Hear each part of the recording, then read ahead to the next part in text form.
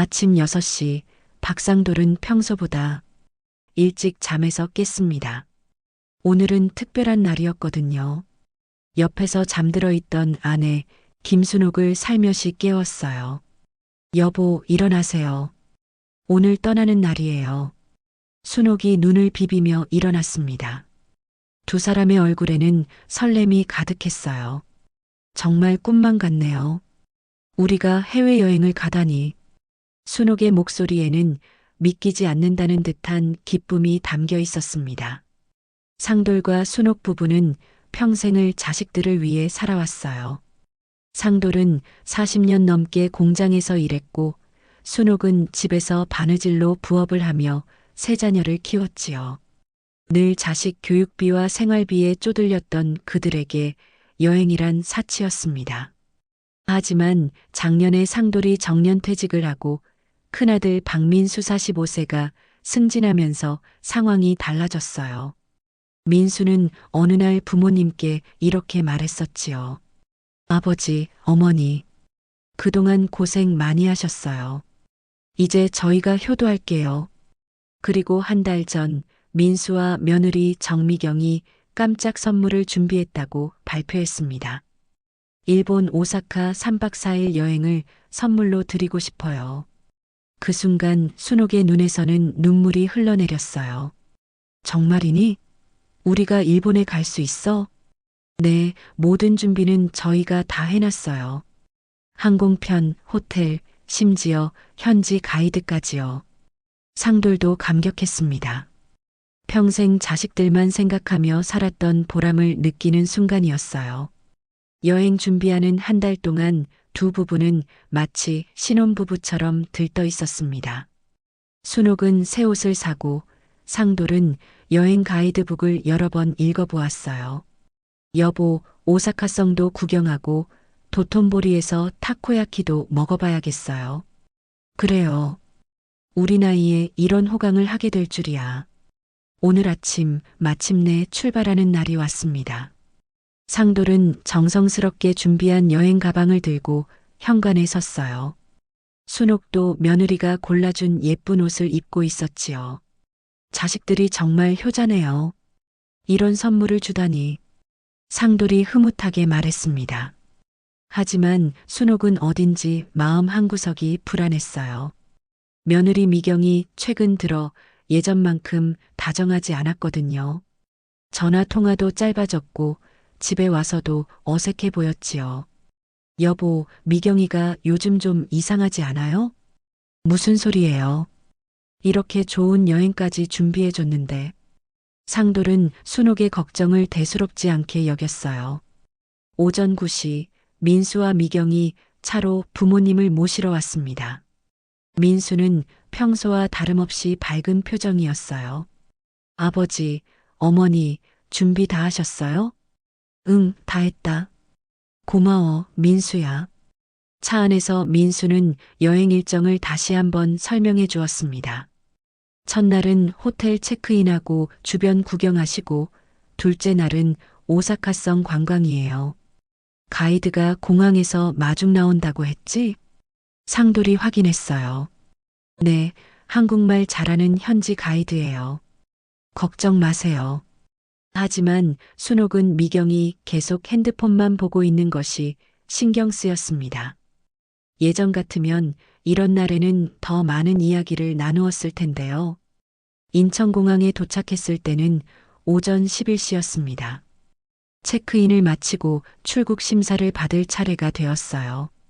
그럼 저희는 여기까지만 들어갈 수 있어요. 민수가 말했습니다. 즐겁게 다녀오세요. 연락 자주 드릴게요. 미경도 웃으며 인사했지만 어딘지 어색해 보였어요. 고맙다 얘들아. 덕분에 좋은 추억 만들고 올게. 상돌이 아들의 어깨를 토닥였습니다. 순옥은 며느리를 안으려고 했지만 미경이 살짝 몸을 피하는 것을 느꼈어요. 하지만 이런 날에 기분을 상하고 싶지 않아서 그냥 넘어갔지요. 잘 다녀올게요. 출국 심사장으로 들어가면서 순옥은 뒤돌아보았습니다. 민수는 손을 흔들고 있었지만 미경은 이미 등을 돌리고 걸어가고 있었어요. 비행기에 탑승하면서 상돌이 말했습니다. 정말 꿈만 같아요. 우리 나이에 이런 여행을. 그러게요. 민수가 정말 효자예요.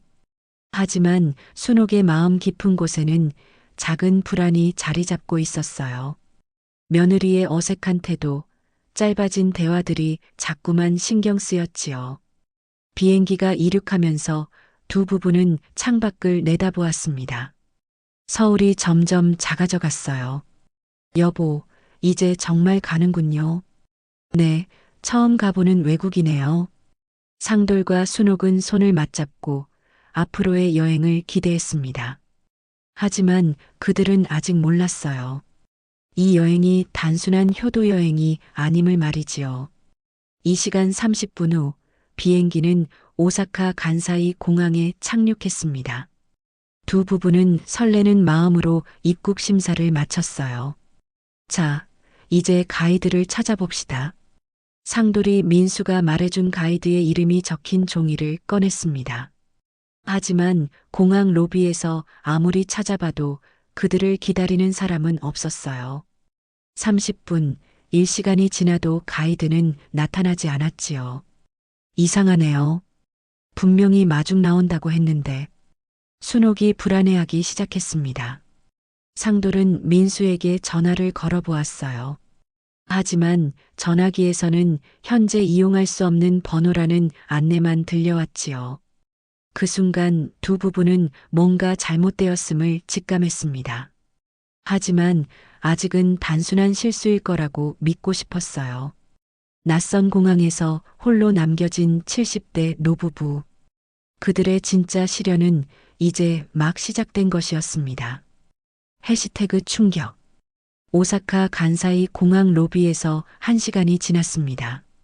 상돌과 순옥은 여전히 가이드를 찾고 있었어요. 주변을 두리번거리며 한국말이 들리는 곳마다 다가가 봤지만 소용없었지요. 여보, 이상해요. 분명히 마중 나온다고 했는데. 순옥의 목소리에 불안이 섞이기 시작했습니다. 상돌은 다시 한번 민수에게 전화를 걸어봤어요. 하지만 여전히 현재 이용할 수 없는 번호입니다라는 안내음만 들려왔지요. 전화가 안 통하네. 상돌이 당황한 표정으로 말했습니다. 혹시 로밍이 안 되는 건 아닐까요? 순옥이 희망적으로 물었어요. 두 사람은 공항 안내 데스크를 찾아갔습니다. 하지만 영어도 일본어도 할 줄 모르는 그들에게는 의사소통이 불가능했어요. 안내데스크 직원이 영어로 무언가 말했지만 상돌과 순옥은 고개만 끄덕일 뿐이었습니다. 생크유. 상돌이 아는 유일한 영어 단어였어요. 2시간이 더 지나자 상황이 심각해졌습니다. 다른 승객들은 모두 공항을 떠났고 로비는 한산해졌어요. 여보, 우리만 여기 남은 것 같아요. 순옥이 주변을 둘러보며 말했습니다. 상돌은 가방에서 여행 일정표를 꺼내봤어요. 민수가 인쇄해 준 것이었지요. 호텔 이름이 여기 있네. 택시를 타고 가봅시다. 돈은 충분해요. 민수가 20만 원어치 엔화로 바꿔줬잖아요. 괜찮을 거예요. 두 사람은 택시를 타고 호텔로 향했습니다. 하지만 도착한 곳에서 더 큰 충격이 기다리고 있었어요. 호텔 프론트에서 예약 확인을 요청했지만 그들의 이름으로 된 예약은 없었습니다. 레저베이션? 노. 직원이 고개를 저었어요. 상돌이 여권과 일정표를 보여줬지만 소용없었지요. 어떻게 된 거지? 분명히 민수가 다 예약했다고 했는데. 순옥이 울음을 터뜨릴 것 같았어요. 그때 호텔 직원 중 한 명이 서툰 한국말로 말했습니다. 예약. 없어요. 다른 호텔. 가세요. 상돌과 순옥은 다시 택시를 타고 다른 호텔을 찾아다녔어요. 하지만 어디를 가도 상황은 마찬가지였습니다. 저녁 8시가 되자 두 사람은 완전히 지쳐 있었어요. 가진 돈의 절반은 택시비로 써버렸지요. 여보, 정말 어떻게 된 거예요? 순옥이 벤치에 주저앉으며 말했습니다. 상돌은 다시 민수에게 전화를 걸어봤어요. 이번에는 기적처럼 전화가 연결되었습니다. 여보세요? 민수의 목소리였어요. 민수야, 아버지야. 큰일 났다. 아, 아버지. 어디세요? 오사카에 왔는데 가이드도 안 나오고 호텔 예약도 안 되어 있어. 아, 그게. 민수의 목소리가 어색해졌어요. 갑자기 급한 일이 생겨서 가이드 회사에 연락했는데 오늘은 어려울 것 같다고 하더라고요. 그럼 우리는 어떻게 해? 아, 호텔은 제가 다시 예약해 드릴게요. 조금만 기다려 주세요. 전화가 끊어졌습니다. 상돌과 순옥은 1시간을 더 기다렸어요. 하지만 민수에게서 다시 연락이 오지 않았지요. 이상해요, 여보. 왜 이렇게 되는 거지? 순옥이 불안해했습니다. 밤 10시 다시 민수에게 전화를 걸어봤지만 이번에는 아예 받지 않았어요. 전화를 안 받네. 상돌의 목소리에 당황이 섞였습니다. 두 사람은 공항으로 다시 돌아갔어요. 24시간 열려있는 곳이라 거기서 밤을 보내기로 했지요. 공항 대합실의 의자에 앉아서 상돌이 말했습니다. 내일 아침에 다시 연락해 봅시다. 분명 오해일 거예요. 하지만 순옥의 마음은 점점 무거워졌어요. 여보, 며느리가 요즘 이상하다고 했잖아요. 설마 그런 일은 없을 거야. 상돌은 아직 믿고 싶지 않았어요. 다음 날 아침 상돌은 일찍 일어나 민수에게 전화를 걸었습니다. 이번에도 받지 않았어요. 며느리 미경에게도 전화를 걸어봤지만 마찬가지였지요. 둘 다 전화를 안 받아. 상돌이 절망적으로 말했습니다. 순옥은 이제 확신했어요. 여보, 우리 버려진 것 같아요. 그런 말하지 마요. 우리 아들이 그럴 리 없어. 하지만 상돌의 목소리도 확신이 없었어요. 점심시간이 되자 배가 고팠습니다. 공항 내 식당을 찾아갔지만 가격이 너무 비쌌어요. 라면 하나에 1,500엔이네. 우리 돈으로 15,000원? 상돌이 놀라며 말했습니다. 결국 편의점에서 삼각김밥 하나씩 사 먹었어요. 오후가 되자 상황은 더욱 절망적이 되었습니다. 가진 돈은 얼마 남지 않았고 연락은 여전히 두절이었어요. 여보, 정말 어떻게 하죠? 순옥이 울먹이며 말했습니다. 그때 한국말이 들려왔어요. 혹시 도움이 필요하세요? 중년 한국인 남성이 다가왔습니다. 저희 상황을 보니까 뭔가 문제가 있어 보이는데 상돌이 그동안의 상황을 설명했어요. 아, 그런 일이. 요즘 그런 경우가 종종 있더라고요.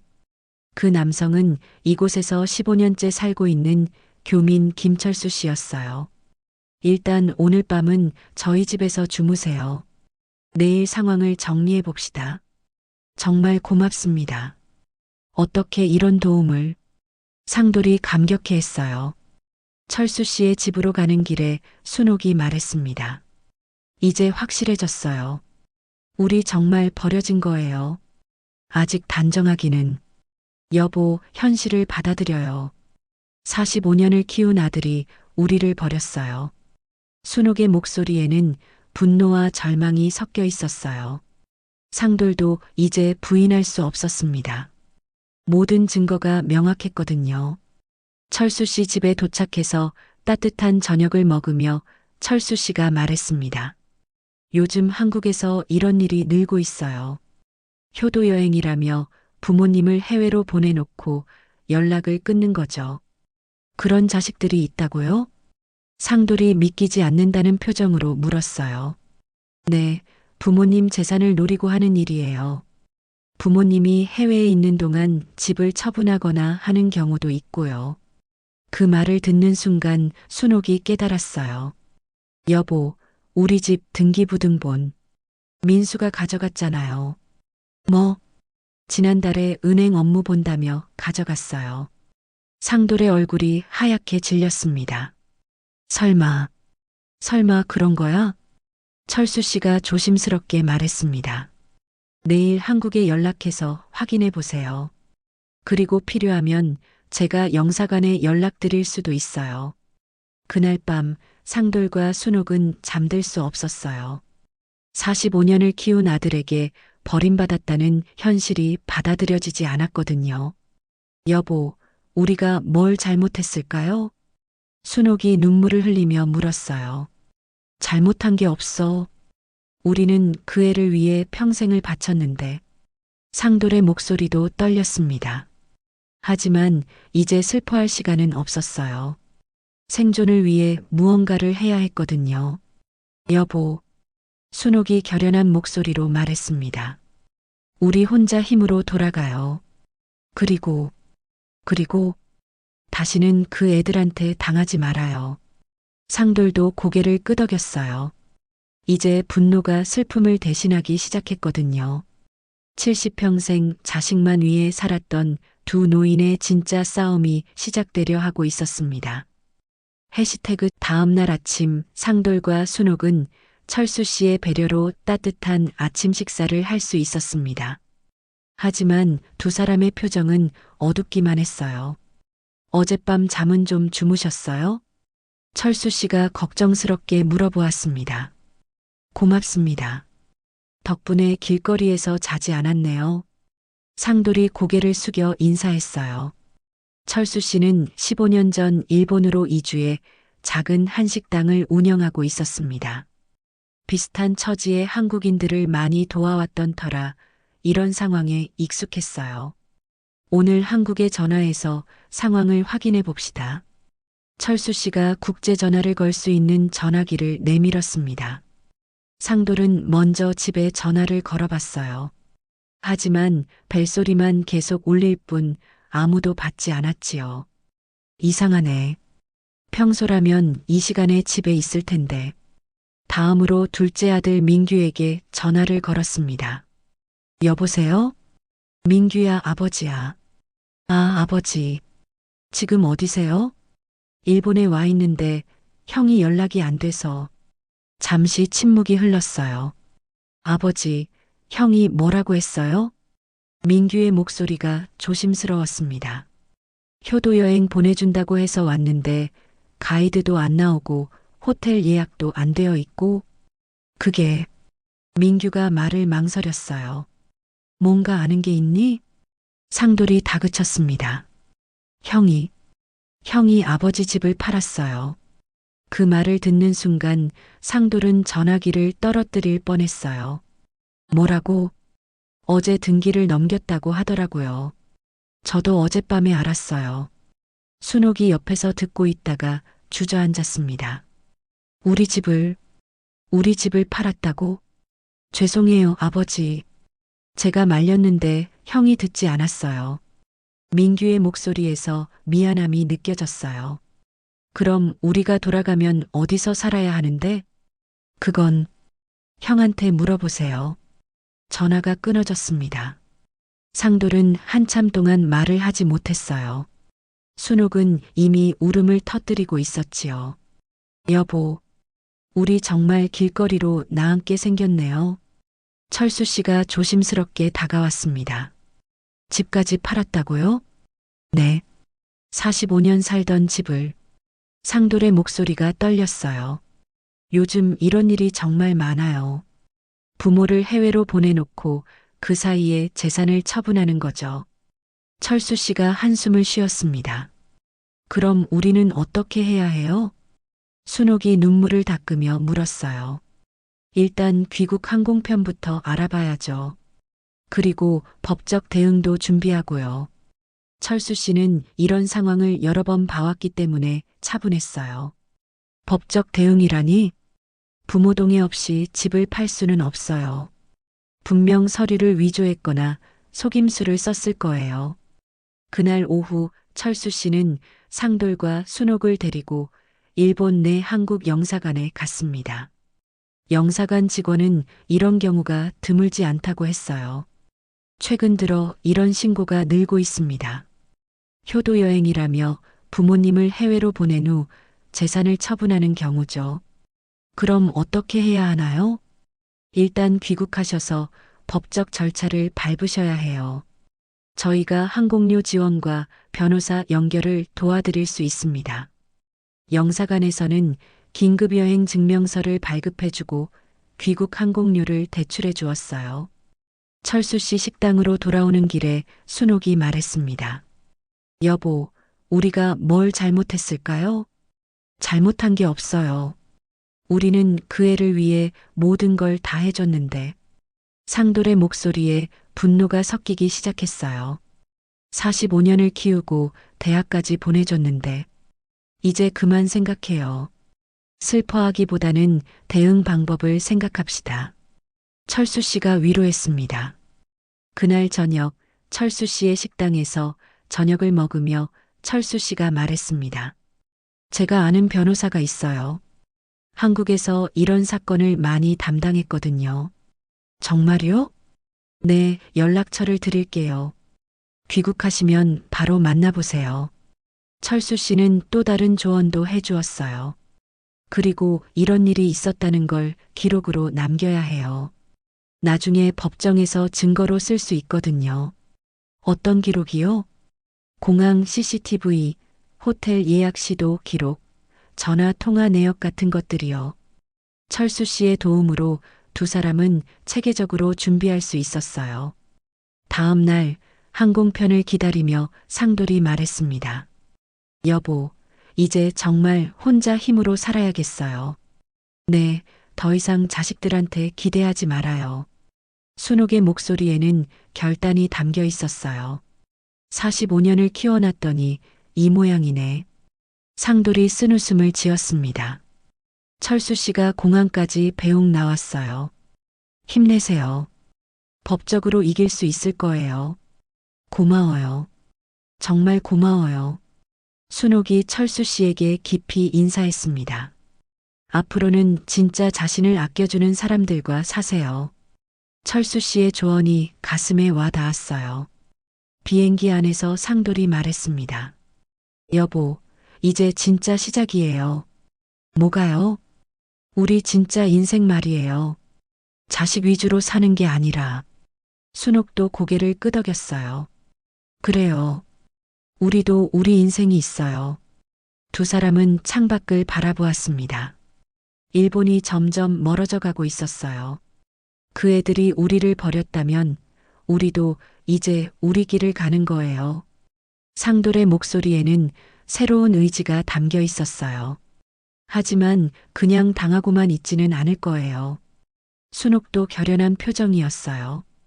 비행기가 한국으로 향하는 동안 두 노인은 각자의 마음속에서 새로운 계획을 세우고 있었습니다.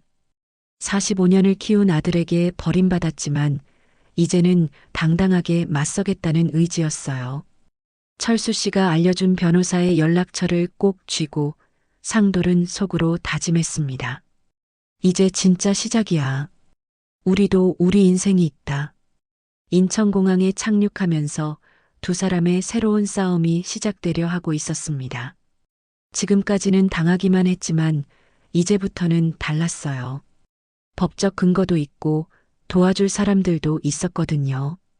가장 중요한 건 이제 더 이상 자식에게만 의존하지 않겠다는 의지가 생겼다는 것이었습니다. 70평생 자식을 위해 살아온 두 노인의 진짜 인생 이막이 막 시작되려 하고 있었어요. 해시태그 반격의 서막.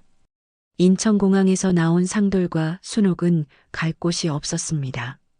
45년 살던 집은 이미 아들이 팔아버렸거든요.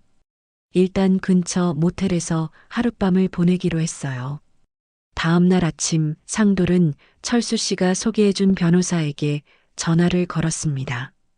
네, 김철민 변호사입니다. 안녕하세요. 일본에 계신 김철수 씨가 소개해 주신 박상돌입니다. 아, 철수 씨가 말씀해 주셨어요. 오늘 오후에 만나 뵐까요? 오후 2시 강남에 있는 변호사 사무실을 찾아갔습니다. 김철민 변호사는 50대 초반의 젊어 보이는 분이었어요. 앉으세요. 철수 씨께 대략적인 상황은 들었습니다.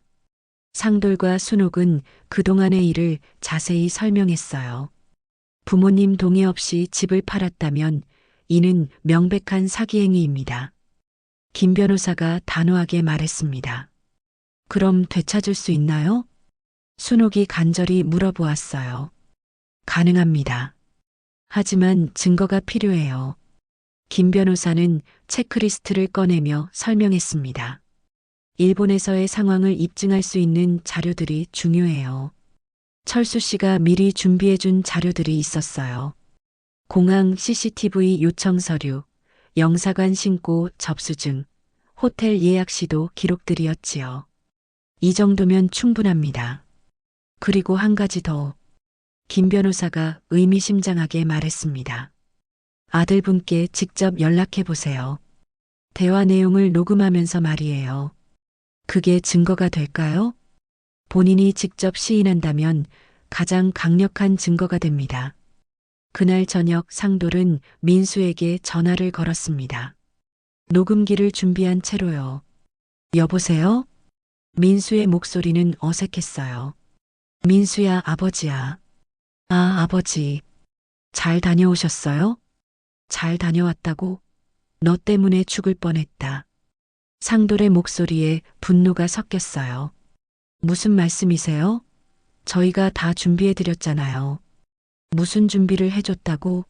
가이드도 안 나오고 호텔도 예약 안 되어 있었어. 그건 실수였어요. 실수라고? 그럼 우리 집은 왜 팔았어? 잠시 침묵이 흘렀어요. 아버지가 일본에 가서 살고 싶다고 하셨잖아요. 내가 언제 그런 말을 했다고? 전화로 말씀하셨어요. 일본이 좋다고. 민수가 거짓말을 하고 있었어요. 너 지금 거짓말하고 있지? 아니에요. 정말 그러셨어요. 상돌은 더 이상 참을 수 없었어요. 민수야, 솔직히 말해라. 왜 우리를 버렸니? 버렸다니요. 무슨 말씀을. 그만해.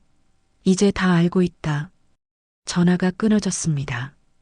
다음 날 상돌과 순옥은 민수네 집으로 직접 찾아갔습니다. 예전에 자신들이 살던 집이기도 했거든요. 문을 열어준 건 며느리 미경이었어요. 어머님, 아버님, 언제 오셨어요? 미경의 표정은 당황스러워 보였습니다. 우리가 왜 여기 있는지 모르겠니? 순옥이 차갑게 말했어요. 들어오세요. 거실에는 민수가 앉아 있었습니다. 부모의 얼굴을 제대로 보지 못하고 있었어요. 민수야. 상돌이 조용히 불렀습니다. 네, 아버지. 왜 그랬니? 민수가 고개를 숙였어요. 우리가 뭘 잘못했길래 그렇게 했니? 순옥의 목소리가 떨렸습니다. 한참 동안 침묵이 흘렀어요. 미경이 먼저 입을 열었습니다. 죄송해요. 저희가 잘못 생각했어요. 잘못 생각했다고? 아이들 교육비가 너무 많이 들어서. 미경의 변명이었어요. 상돌이 일어섰습니다. 그래서 45년을 키운 부모를 버렸다는 거니? 아니에요, 아버지. 저희가 모셔올 생각이었어요. 민수가 변명했지만 설득력이 없었어요. 언제? 우리가 일본에서 죽을 때까지? 순옥이 울분을 토했습니다. 정말 죄송합니다. 다시는 이런 일이. 다시는? 상돌이 웃었어요. 하지만 차가운 웃음이었지요. 다시는 없어. 이제 우리는 남남이야. 아버지, 그런 말씀 마세요. 남남이 아니라 원수지. 45년을 키워서 원수를 만들었네. 상돌은 가방에서 서류 뭉치를 꺼냈어요. 이게 뭔지 아니? 민수와 미경이 서류를 보더니 얼굴이 하얗게 질렸습니다. 공항 CCTV 기록, 영사관 신고서, 그리고 너희 통화 녹음까지. 상돌의 목소리는 단호했어요. 이 모든 게 증거야. 너희가 우리를 어떻게 했는지. 아버지, 저희가 잘못했어요. 용서해 주세요. 민수가 무릎을 꿇었습니다. 하지만 상돌의 마음은 이미 돌아서 있었어요. 용서, 45년을 키운 정이 있으니까 경찰서에 신고하지 않는 거야. 감사합니다, 아버지. 대신에 조건이 있어. 상돌이 또 다른 서류를 꺼냈습니다. 집 되찾는 건 당연하고 그동안 우리가 받은 정신적 피해에 대한 배상도 해야 해. 변호사가 작성해준 합의서였어요. 그리고 앞으로 우리한테 연락하지 마라. 우리도 너희한테 연락 안 할 테니까. 민수와 미경은 아무 말도 하지 못했어요. 일주일 후 법적 절차가 마무리되었습니다. 집은 다시 상돌과 순옥의 소유가 되었고 배상금도 받았어요. 변호사 사무실에서 나오며 순옥이 말했습니다. 여보, 이제 진짜 우리만의 삶을 살아요. 그래요. 자식들 눈치 보지 말고. 상돌도 홀가분한 표정이었어요. 그날 저녁 예전 집으로 돌아온 두 사람은 오랜만에 편안한 잠을 잘 수 있었습니다. 다음 날부터 상돌과 순옥은 새로운 일상을 시작했어요. 먼저 동네 복지관에 찾아갔습니다. 어르신들, 어떻게 오셨어요? 복지사가 반갑게 맞이했어요. 저희 같은 나이에 할 수 있는 일이 있을까요? 순옥이 물어보았습니다. 물론이죠. 여러 프로그램이 있어요. 그날부터 두 사람은 바쁜 일상을 보내게 되었어요. 상돌은 동네 어린이들에게 옛날 이야기를 들려주는 프로그램에 참여했고, 순옥은 바느질 교실 강사로 활동하기 시작했어요. 한 달 후, 순옥이 상돌에게 말했습니다. 여보, 요즘 정말 행복해요. 저도 그래요. 이런 기분이 언제적이었나요? 자식들 걱정만 하며 살 때보다 훨씬 좋아요. 두 사람은 서로를 바라보며 미소 지었어요. 저녁이 되어 산책을 나가며 상돌이 말했습니다. 여보, 그 애들한테 고마워해야 할까요? 왜요? 덕분에 우리가 진짜 자유로워졌잖아요. 순옥이 웃으며 대답했습니다. 그런 식으로 생각하니까 마음이 편하네요. 두 사람은 손을 잡고 저녁 산책을 계속했어요. 70평생 자식을 위해 살았지만 이제는 자신들만의 시간이었습니다. 멀리서 보면 평범한 노부부의 산책이었지만 그들에게는 진정한 자유를 만끽하는 특별한 시간이었어요. 내일은 또 어떤 새로운 일들이 기다리고 있을까요? 이제 그 모든 것이 기대되었습니다. 해시태그는 시작. 6개월이 지났습니다. 상돌과 순옥의 삶은 완전히 달라져 있었어요. 아침 7시 상돌은 동네 공원에서 다른 어르신들과 함께 체조를 하고 있었습니다. 3개월 전부터 시작한 일상이었어요. 박 선생님, 오늘도 일찍 나오셨네요. 같이 체조하는 이웃 할아버지가 인사했습니다. 몸이 많이 좋아졌어요. 덕분에 활력이 넘쳐요. 상돌의 얼굴에는 생기가 돌았어요. 집으로 돌아와 아침 식사를 하며 순옥이 말했습니다. 여보, 오늘 복지관에서 바느질 전시회 준비해야 해요. 벌써 전시회 때가 됐네요. 시간 참 빨라요. 순옥은 3개월 전부터 복지관 바느질 교실에서 강사로 활동하고 있었어요. 처음에는 어색했지만 이제는 할머니들 사이에서 인기가 높았지요. 어제 수강생 할머니가 그러시더라고요. 선생님 덕분에 새로운 취미가 생겼다고. 보람 있죠? 네, 정말 보람 있어요. 두 사람의 대화에는 여유로움이 있었어요. 오전 10시 순옥이 복지관으로 나가고 상돌은 집에서 책을 읽었습니다. 요즘 도서관에서 빌린 역사책에 푹 빠져 있었거든요. 점심시간 문득 전화벨이 울렸습니다. 여보세요? 아버지, 민규입니다. 둘째 아들 민규였어요. 6개월 만에 처음 받는 연락이었지요. 그래, 뭔 일이니? 상돌의 목소리는 담담했습니다. 아버지, 어머니 안녕하세요? 응, 잘 지내고 있다. 형 일로 정말 죄송해요. 민규의 목소리에는 진심 어린 사과가 담겨 있었어요. 너는 상관없는 일이야. 하지만 제가 미리 말렸어야 했는데. 잠시 침묵이 흘렀어요. 민규야, 지난 일은 지난 일이야. 너는 너대로 잘 살아가거라. 아버지, 우리도 우리대로 잘 살고 있으니까 걱정하지 마라. 전화를 끊고 나서 상돌은 잠시 창밖을 바라보았습니다. 마음 한편으로는 아련함이 있었지만 후회는 없었어요. 오후에 순옥이 집으로 돌아왔습니다. 얼굴이 환했어요. 여보, 오늘 전시회 준비 끝났어요. 고생하셨어요. 어떻게 됐어요? 할머니들이 정말 열심히 만드셨더라고요. 작품들이 너무 예뻐요. 순옥이 기뻐하는 모습을 보니 상돌도 흐뭇했습니다. 그런데 민규가 전화했어요. 정말요? 뭐라고 하던가요? 형 일로 사과한다고 하더라고요. 순옥이 잠시 생각했어요. 그래도 민규는 괜찮은 애였잖아요. 그래요. 하지만 지금은 우리가 더 중요해요. 두 사람은 서로를 바라보며 미소 지었어요. 저녁 시간 동네 산책을 나가며 상돌이 말했습니다. 여보, 요즘 정말 행복해요. 저도요. 이런 기분이 이렇게 좋은 줄 몰랐어요. 자식들 걱정하느라 정작 우리 자신을 돌보지 못했네요. 길가의 벤치에 앉아 쉬며 순옥이 말했습니다. 그때 일본에서 정말 절망했잖아요. 그래요. 세상이 끝난 줄 알았어요. 하지만 지금 생각해보면 순옥이 잠시 말을 멈췄어요. 뭐요? 오히려 잘된 일인 것 같아요. 상돌이 놀란 표정으로 아내를 바라보았어요. 그 일이 없었다면 계속 자식들만 바라보고 살았을 텐데 이제는 우리만의 삶이 있잖아요. 맞아요. 우리도 우리 인생이 있다는 걸 깨달았죠. 두 사람은 손을 잡고 산책을 계속했어요. 집으로 돌아오는 길에 상돌이 말했습니다.